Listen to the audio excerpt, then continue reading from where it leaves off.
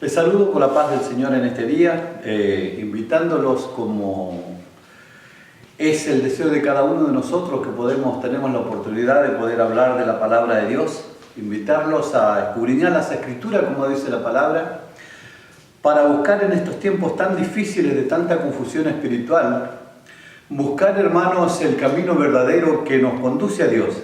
Hermanos, la Iglesia Israelita del Nuevo Pacto no está en contra de ninguna doctrina ni reprocha absolutamente nada lo que una persona pueda entender. Solamente que nosotros queremos demostrar por qué tenemos esta religión, por qué tenemos este evangelio que hemos entendido, hermano, que es el evangelio que está desde un principio. En este día vamos a hablar del Evangelio Eterno. Hermano, el Evangelio Eterno es el Evangelio de Dios. El Evangelio que desde un principio, hermanos, se ha venido predicando, anunciando a las naciones. Y de eso queremos hablar en esta mañana para poder compartir con los jóvenes, con los hermanos que a lo mejor están empezando en las congregaciones o a los que les gusta investigar. Vamos en este día, hermanos, a hablar de lo que es el Evangelio Eterno, cuándo se empieza a predicar el Evangelio, quiénes fueron los que empezaron con esto tan maravilloso que es la buena nueva de la salvación que hemos recibido nosotros los gentiles por medio de nuestro Señor Jesucristo. Estimados hermanos, para empezar este tema yo los voy a invitar que empecemos leyendo en San Juan 5, el verso 39, que dice así en el nombre del Señor. Dice: escudriñad las Escrituras porque a vosotros os parece que en ellas tenéis la vida eterna, porque ellas son las que dan testimonio de mí. Y no queréis venir a mí para que tengáis vida. Hermanos, Jesús le hablaba a su pueblo endurecido y le decía: si quieren saber de mí, si quieren conocer mi evangelio, si quieren conocer qué mensaje yo traigo, escudriñen las Escrituras. Hermanos, escudriñar es buscar, explorar, examinar detenidamente algo. Y él aconsejaba, hermano, al pueblo de Israel, si querían conocerlo, si querían saber quién era él, que escudriñara las Escrituras para poder conocer el mensaje que él traía y también, hermano, la misión que su padre le había encomendado. Hermanos, y en ese tiempo, como nosotros sabemos, la única escritura que había era la Torá. Por supuesto, era la versión de los 70, que estaba en aquel tiempo. Y se estaba refiriendo, hermanos, al Antiguo Testamento. Nosotros entendemos, hermanos, que todo lo que fue sacrificio, ofrenda, todo quedó clavado en la cruz. Pero, hermanos, el Evangelio eterno, si nosotros decimos eterno, es algo que no tiene principio ni tiene fin. Entonces, hermanos, Jesús le dijo: escudriñen. Yo en esta mañana los quiero invitar a que escudriñemos la palabra de Dios. Que veamos, hermanos, cuándo empezó el Evangelio, como dije antes de empezar a leer la palabra de Dios. Vamos a leer, hermanos, Salmos 72, 16, 17. Hermanos, acá el rey profeta, que era David, nos estaba profetizando algo muy maravilloso y dice así: será echado un puñado de grano en la tierra, en la cumbre de los montes, su fruto hará ruido como el Líbano, y los de la ciudad florecerán como la hierba de la tierra. Será su nombre para siempre, perpetuamente su nombre, mientras el sol dure. Y benditas serán en él todas las gentes, y llamarlo han bienaventurado. Hermanos, acá estaba profetizando David, decía que se iba a echar un puñado de grano en la cumbre de los montes. Nosotros sabemos por medio de la palabra que montes significan naciones, pueblos, lenguas. Y este grano, hermano, esta semilla que estaba profetizando David, era la semilla del Evangelio. Nosotros decimos grano, ¿por qué lo comparó con el grano? Porque de ahí se produce el pan de vida, que es la palabra de Dios. Entonces, hermanos, dice que será echado un puñado sobre los montes, un puñado de grano sobre los montes, y hará ruido, hermano. El Evangelio hace 2000 años que se viene anunciando a las naciones. Ahora el problema es, hermano, que cada uno ha tomado una partecita y se ha predicado conforme la ideología o la enseñanza que ha tenido cada uno. Acá, hermanos, la palabra de Dios dice que se perpetuará. Hermanos, ojalá, hermanos, que hasta que venga Cristo este evangelio del reino se pueda predicar libremente como lo estamos haciendo hasta ahora. Ahora nosotros nos tenemos que hacer esta pregunta, hermanos: ¿de dónde viene el verdadero evangelio?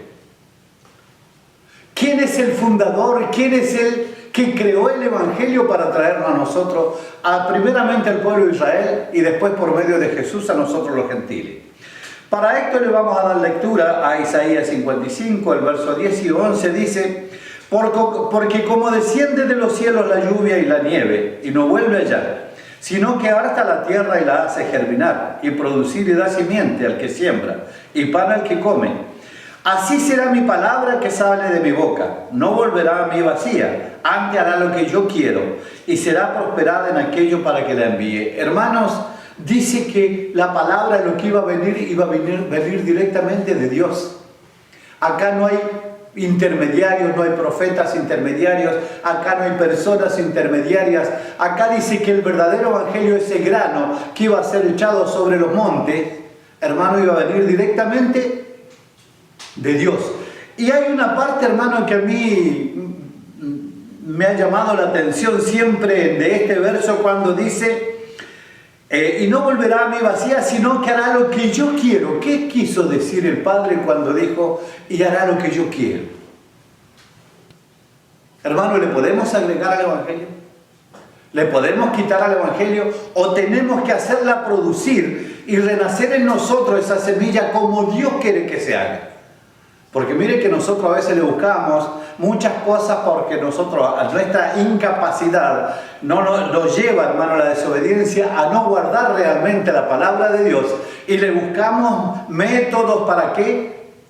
Para conformarnos a nosotros mismos y no de acuerdo a la palabra de Dios. Entonces, hermanos, dice, empezando, hermanos, la palabra, el verdadero evangelio no tiene hombre como creador. Vamos a dejar eso en claro. Viene directamente, dice, del cielo. Y es dada para que nosotros los seres humanos que amamos a Dios, y mayormente, hermanos, que decimos que somos cristianos y que somos guiados por el Espíritu Santo, hagamos lo que Dios quiere que se haga. Entonces, hermanos, esto a veces nos trae diferencias entre nosotros. Uno habla un evangelio, otro habla otro. Y hermanos, si en la palabra de Dios encontramos un solo evangelio. Vamos a leer el capítulo Apocalipsis 14, el verso 6. Dice: y vi otro ángel volar por medio del cielo, que tenía el evangelio eterno para predicarlo a los que moran en la tierra, y a toda nación, tribu y lengua. Hermanos, a este acontecimiento los teólogos de la Biblia, pastores, ministros, le han puesto mucha fecha. Yo no le voy a poner fecha cuando pasó el ángel por el cielo. No es el tema y no es algo que a mí me preocupa. A mí lo que me agrada de este verso y lo que me conmueve es que dice que este ángel traía el evangelio eterno para predicarlo a tribu, nación y lengua. Hermanos, el evangelio nació con el hombre. Fíjese que si nosotros vamos a mirar a Caín y Abel, porque por ahí se dice, bueno, la ley de Moisés, ¿no es cierto? ¿Qué ofrecía Caín y Abel? Ofrecían las primicias. Ofrecían lo mejor de cada uno de lo que producía. Y eso fue dado, hermano, imagínense los años después. Entonces, hermanos, esto es, hermano, que desde un principio el hombre estuvo bajo de la ley de Dios. Dice: y vi a otro ángel volar por medio del cielo, que tenía el evangelio eterno para predicarlo a los que moran en la tierra, a toda nación, tribu y lengua y pueblo. Ahora nosotros preguntamos, hermanos, ¿cuándo nació el evangelio? Bueno, decimos el evangelio nació en el año 37, cuando Pedro le habló a Cornelio por primera vez. Estoy de acuerdo, hermano, pero esa fue la predicación a los gentiles. En el año 37, hermanos, el apóstol Pedro abre la puerta, que hablaba el apóstol Pablo en el capítulo 2 de Efesios, abre la puerta que nos dividía a nosotros los judíos y gentiles, para que nosotros los gentiles tuviésemos la entrada como lo tenían ellos. Hermanos, porque a ellos le había, como dice el capítulo 3 de Romanos, a ellos le había sido confiada la palabra, el verso 2. Entonces, hermanos, este evangelio eterno, hermanos, que nosotros hemos recibido, porque a nosotros, hermanos, se nos dice a veces que guardamos las leyes mosaicas.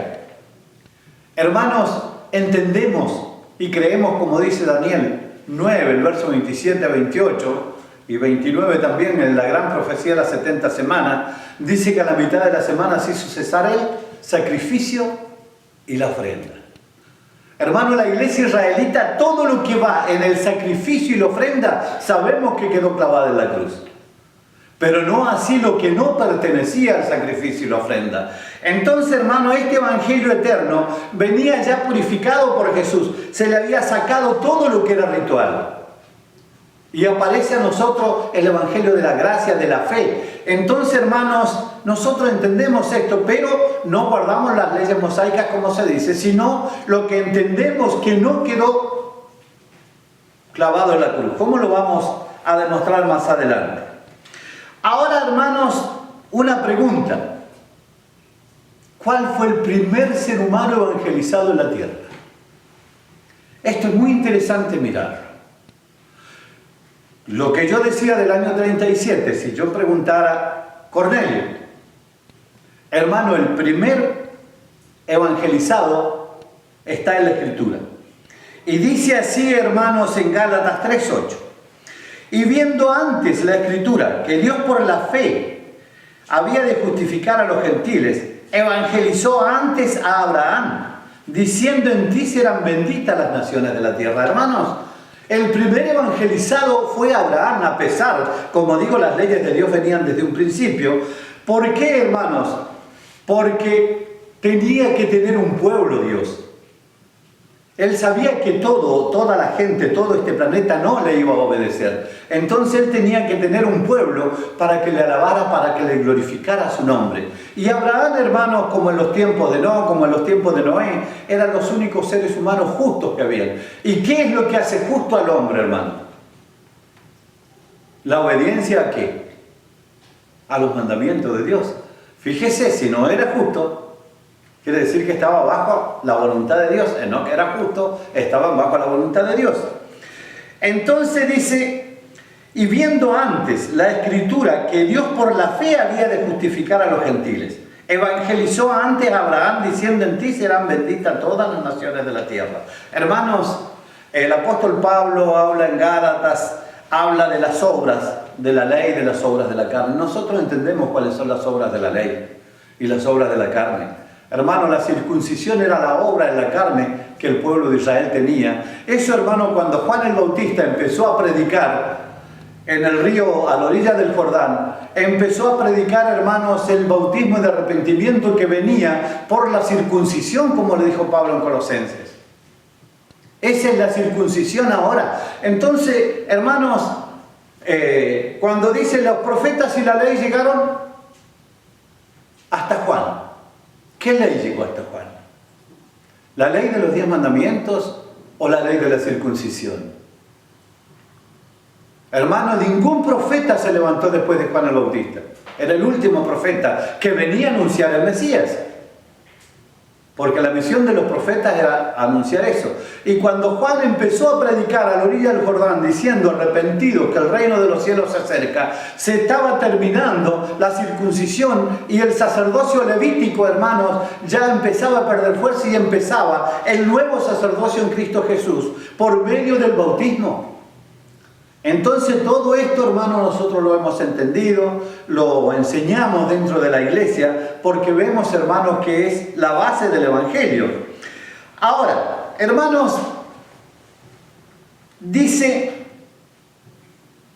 el capítulo de Génesis 26:5, por eso dije que vamos a escudriñar la Escritura de principio a fin, o sea, de Génesis a Apocalipsis, que quiere decir principio a fin.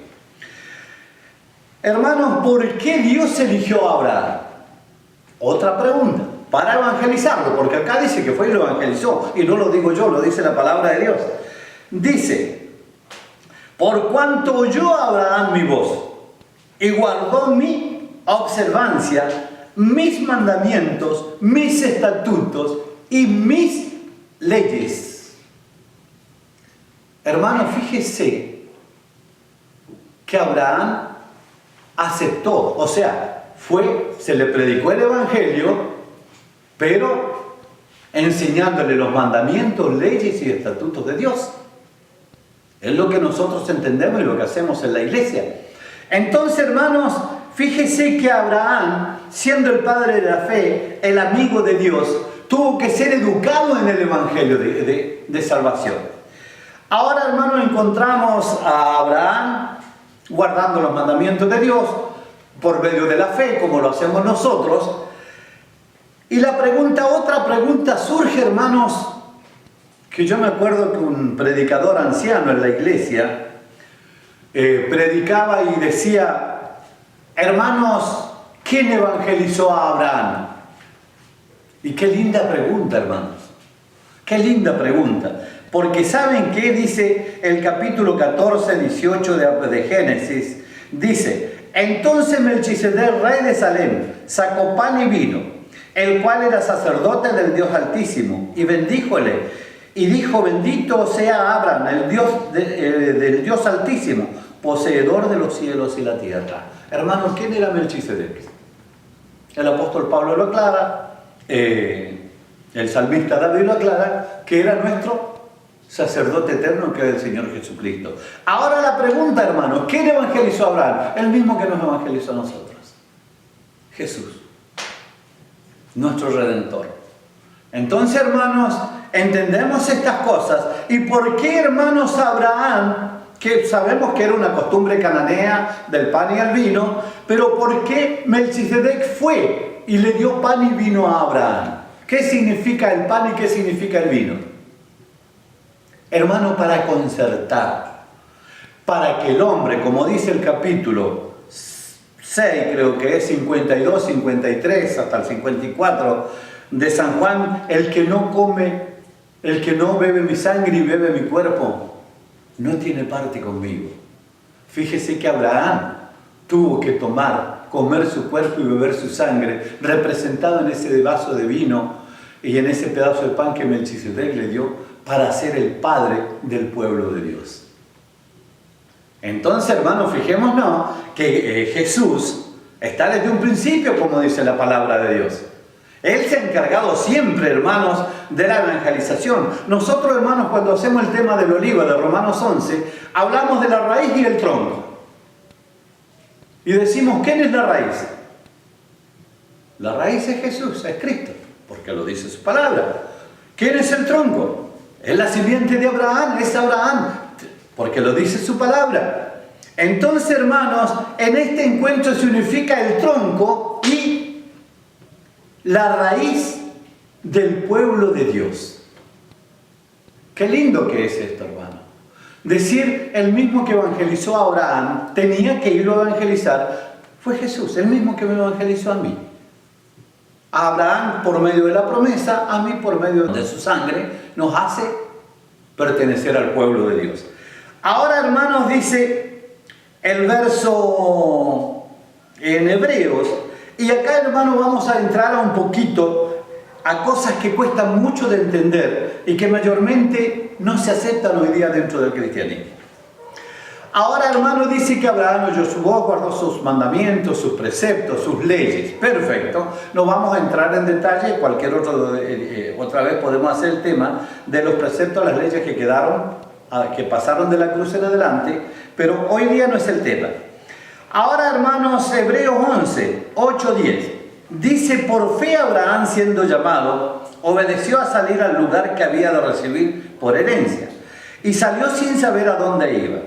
Por fe habitó en la tierra de la promesa, como en tierra ajena, morando en cabañas con Isaac y Jacob, coherederos de la misma promesa, porque esperaba ciudad con firme fundamento, cuyo artífice y hacedor de la cual es Dios. Hermanos, este verso la iglesia israelita lo ha utilizado desde la predicación del Evangelio, y muy pocos lo aceptan. La teoría es, hermano, yo he leído mucho sobre esto. Cuando dice Abraham y Isaac habitaron en cabañas, sí, porque eran unos nómades y se movían por el desierto, y todos los nómades habitaban ¿en qué? En tiendas. Totalmente de acuerdo. Pero cuando se habla de cabañas y dice porque esperaba ciudad con fundamento, ahí quiere decir que la cabaña en que él habitaba tenía un simbolismo, ¿no? Porque si no, no tenía para qué decir, no iba a andar toda la vida en una carpa de arriba para abajo, conmemorando o recordando o esperando la ciudad que iba a venir. Entonces, hermanos, nosotros entendemos esto. Dice el capítulo 21, 1, 3 de Apocalipsis, dice: y vi un cielo nuevo y una tierra nueva, porque el primer cielo y la primera tierra se fue, y la mar ya no era. Y yo, Juan, vi la santa ciudad de Jerusalén nueva, que descendía del cielo, aderezada de Dios como la esposa ataviada para su marido. Y oí una gran voz del cielo que decía: he aquí el tabernáculo de Dios con los hombres, y Él morará con ellos, y serán su pueblo, y el mismo Dios será su Dios. Hermanos, esto era lo que esperaba Abraham. La misma esperanza que tiene la iglesia hoy día, hermanos. Las cabañas han representado siempre el último día de la fiesta. Representa la eternidad, representa cuando la nueva Jerusalén desciende del cielo, hermana, como dice acá, el tabernáculo de Dios con los hombres. Entonces Abraham, creyendo en el Evangelio, ¿qué pasaba, hermanos? Creyendo en el Evangelio de Dios, habitaba en cabañas. Y lo vamos a ver, hermanos, de esta manera. Vamos a darle lectura a Éxodo 10, el verso 8 y 9. Porque a veces, hermanos, tenemos que entender y leer detenidamente la Escritura. Por eso Dios dijo: escudriñenla. O sea, escárbenla, busquen por todos lados, porque en ella os parece que tenéis la vida eterna. Vamos a ir a ver a Éxodos, a ver qué nos dice la palabra de Dios. Y dice: y Moisés y Aarón fueron tornados a llamar a Faraón, el cual les dijo: andad, servid a Jehová vuestro Dios. ¿Quién y quién son los que han de ir? Moisés respondió: nosotros hemos de ir con nuestros niños, con nuestros viejos, con nuestros hijos y con nuestras hijas, con nuestras ovejas y con nuestras vacas hemos de ir, porque tenemos solemnidad de Jehová. Yo les pregunto, ¿estaba escrito el Levítico en ese tiempo? No estaba escrito el Levítico. Todavía Dios no había descendido del monte, ni Moisés había estado las 40 días y 40 noches escribiendo el libro de la ley. Y acá Dios le dijo: vayan y me tienen que guardar mi solemnidad. Hermanos, no lo encontramos que esto sea una ley de Moisés, porque fue anterior a él. Moisés estaba sujeto a esa ley.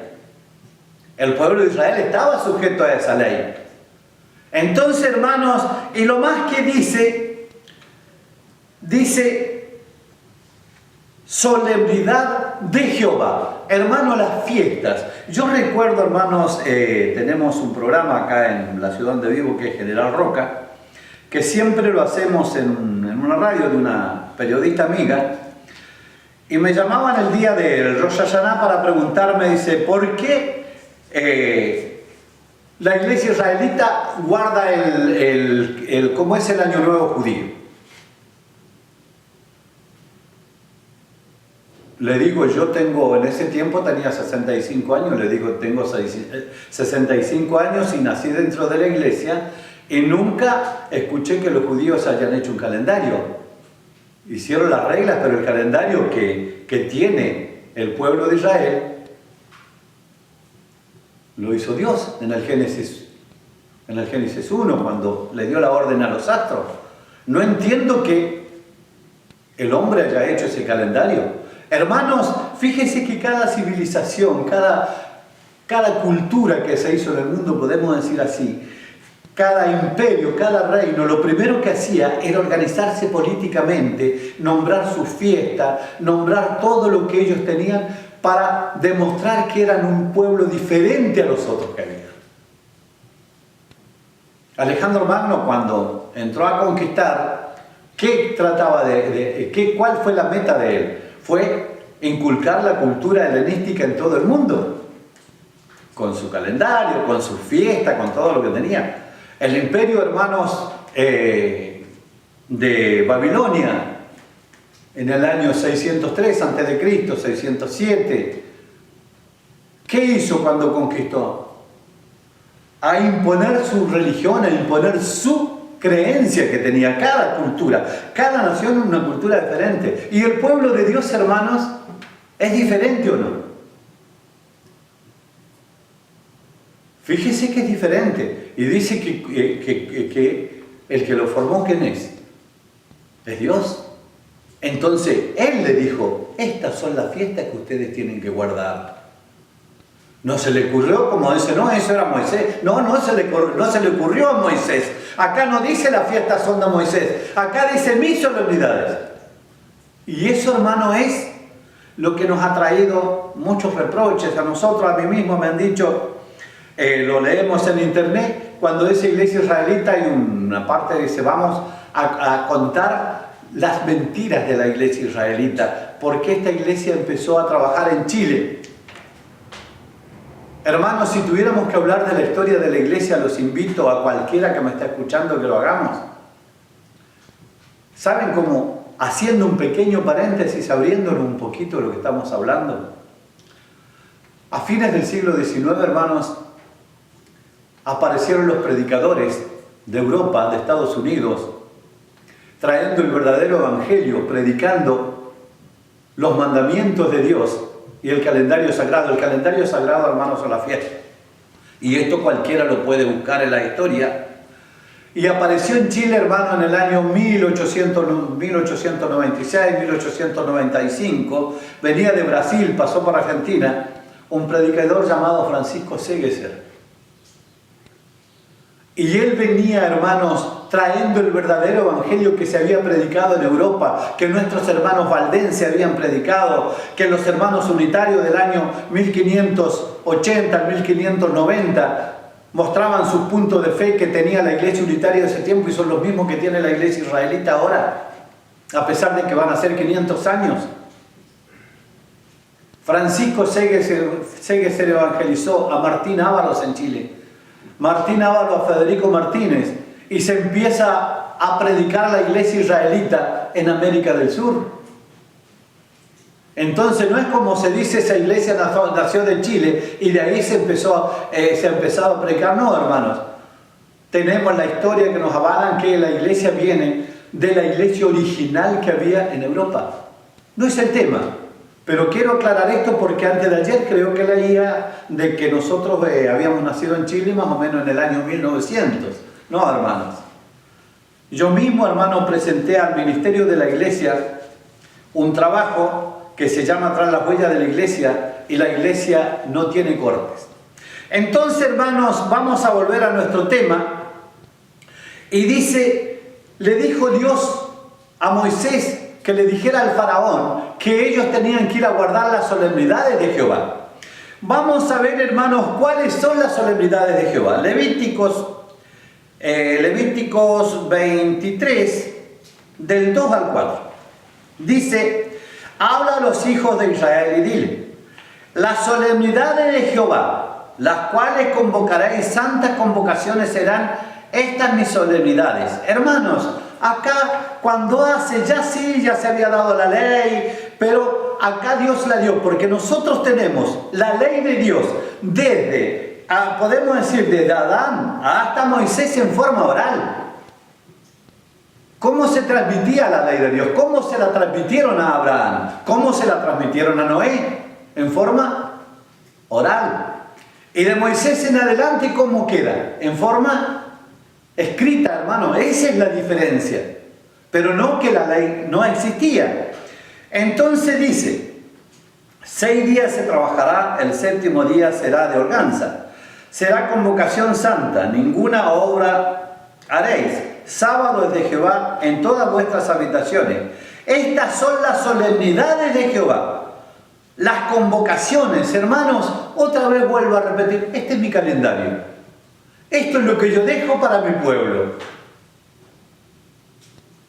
Y nosotros decimos, pero Abraham no la tuvo. Sí, hermano, hay muchas señales que nos muestran que sí. Y dice que Abraham guardó sus mandamientos. Y si nosotros vemos, hermanos, ¿qué son preceptos? Entonces, hermanos, Abraham, para que Jesús lo hiciera participar de su cuerpo. Yo, hermano, hace 3 años conversé con unos hermanos que venían de Chile en una radio sobre lo que era la fiesta, y me dijeron, hermano, lamentablemente la fiesta no está en pie. Nosotros hemos pasado recién la fiesta de la Pascua, o sea, la fiesta de los panes sin levadura. Y yo le digo, hermano, pero la tenemos que hacer porque está escrito, la iglesia primitiva lo hacía, lo hizo. Y se dice, no, hermano, esas cosas quedaron en la cruz. Y Jesús dijo, el que no bebe mi sangre y come mi cuerpo no tiene parte conmigo. ¿Y cuándo lo hacemos, hermano, eso? Lo hacemos todos los años en la fecha que Dios tiene especificada. Y fíjese, hermano, la importancia del lavado de pies. Pedro le dijo, no me lavarás, y Jesús le dijo, si no te lavas los pies, ¿qué? No tienes parte conmigo. Esto es delicado, hermano. El Evangelio eterno viene con todas esas cosas. Entonces, hermanos, por eso cuesta de nosotros darnos a entender, para que nos entiendan, porque todos creen que nosotros estamos metidos en el antiguo pacto, que estamos guardando las leyes sacerdotales. No, nosotros tenemos el nuevo pacto. Tenemos nuestro sacerdote, que es nuestro Señor Jesucristo. Sabemos las leyes que quedaron clavadas en la cruz. Y sabemos, hermanos, la misma fiesta en el calendario de Dios. Hermanos, el calendario de Dios, la fiesta, ¿estaban dentro del sacrificio y la ofrenda?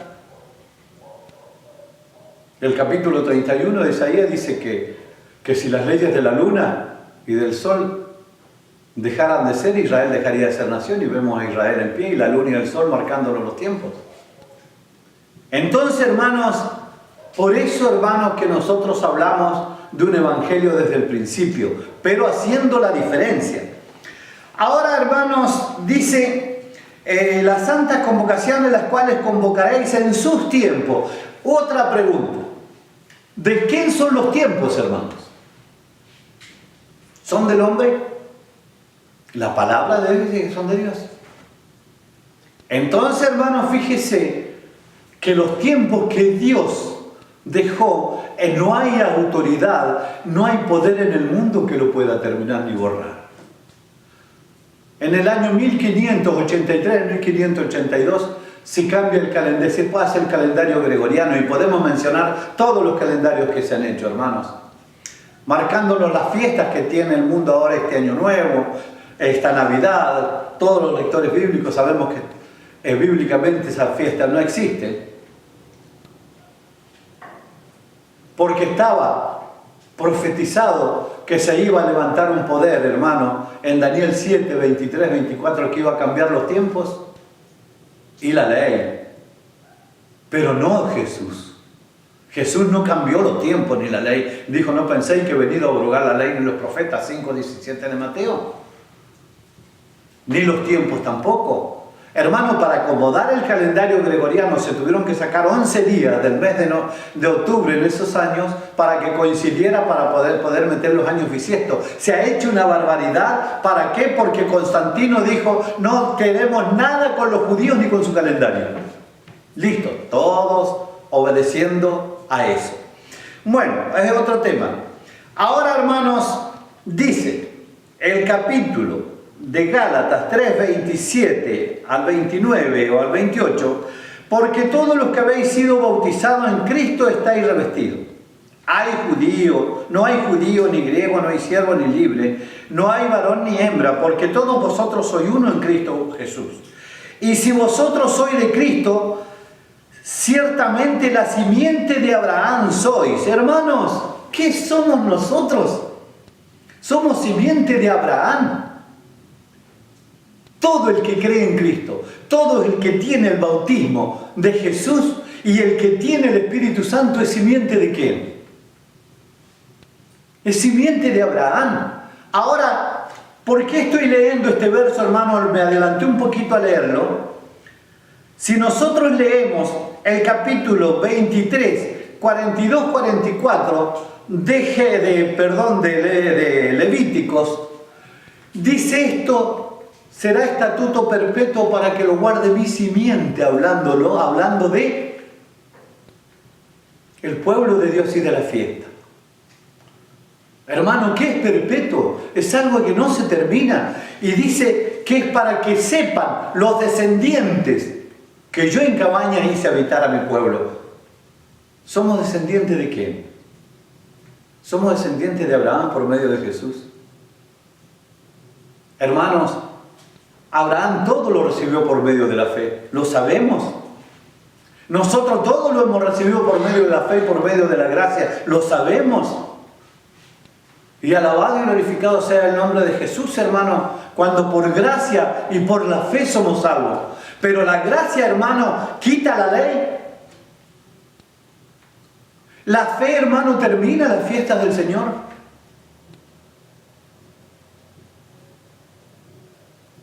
Entonces, todas estas cosas, hermanos, son las que nosotros hemos entendido. Les quiero explicar parte de lo que nosotros hemos entendido para que podamos ponerlos de acuerdo. Ahora, hermanos, nosotros somos simiente de Abraham.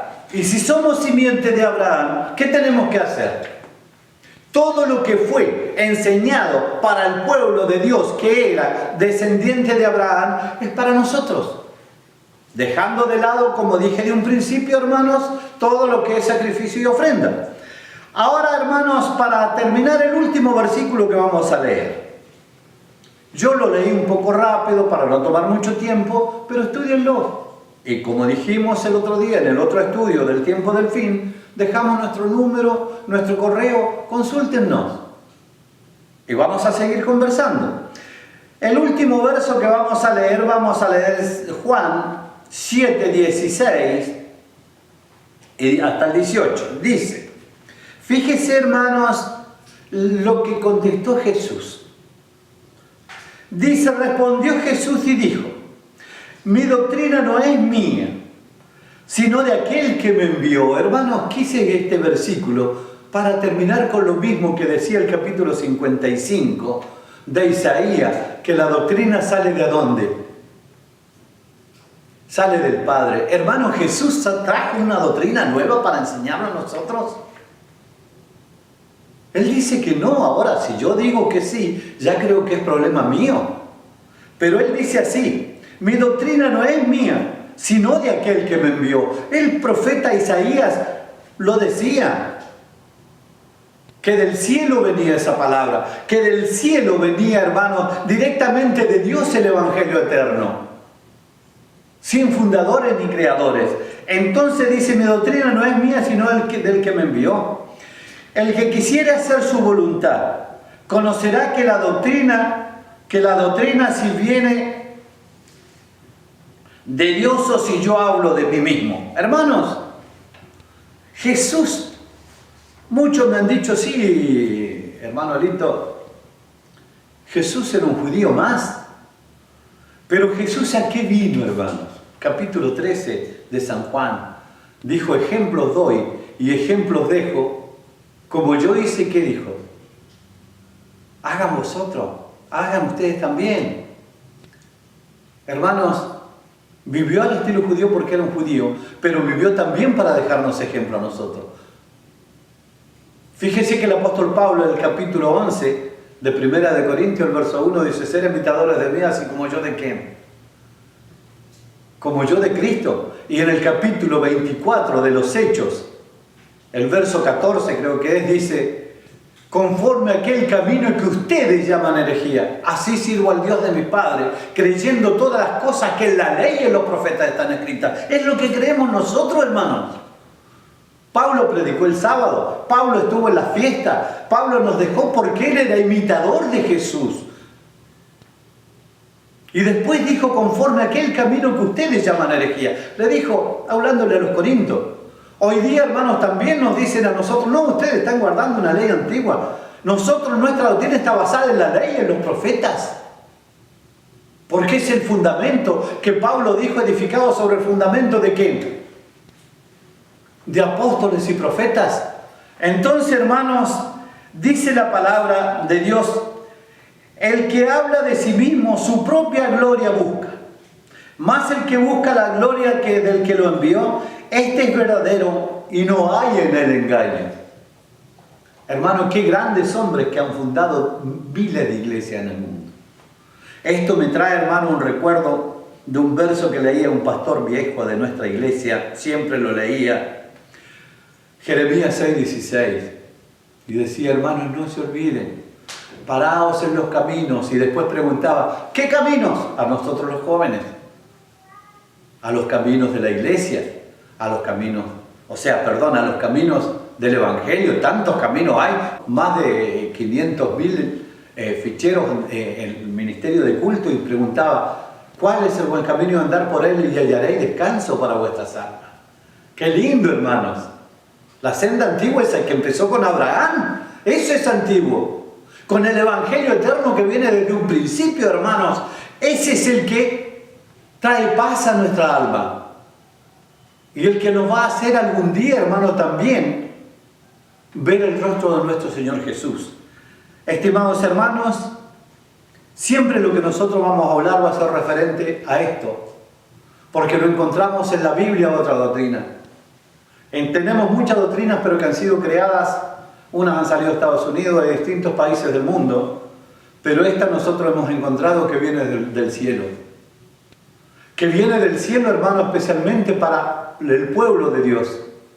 Que Jesús murió en la cruz para que ese evangelio eterno pudiera cruzar a nosotros los gentiles que estábamos, como dijo Pablo, sin esperanza y sin Dios en el mundo. Hermanos, por eso, hermanos, nuestro Maestro, el Señor Jesús, para nosotros es lo sublime. Porque por Él, como Él mismo dijo, tenemos la entrada ¿a quién? Tenemos la entrada al Padre. Pero tenemos que entrar obedeciendo al Padre, así como Él obedeció.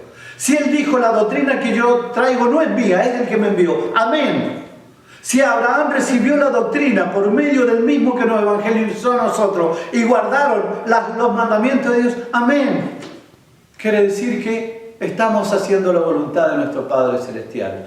Que el Señor les bendiga, que derrame bendiciones sobre sus vidas. Y otra vez repito lo que repetí en el otro video que grabamos, los tiempos del fin. Invito a los pastores, invito a los hermanos. Yo tengo muy buena relación en el lugar que vivo con todas las iglesias, hermanos.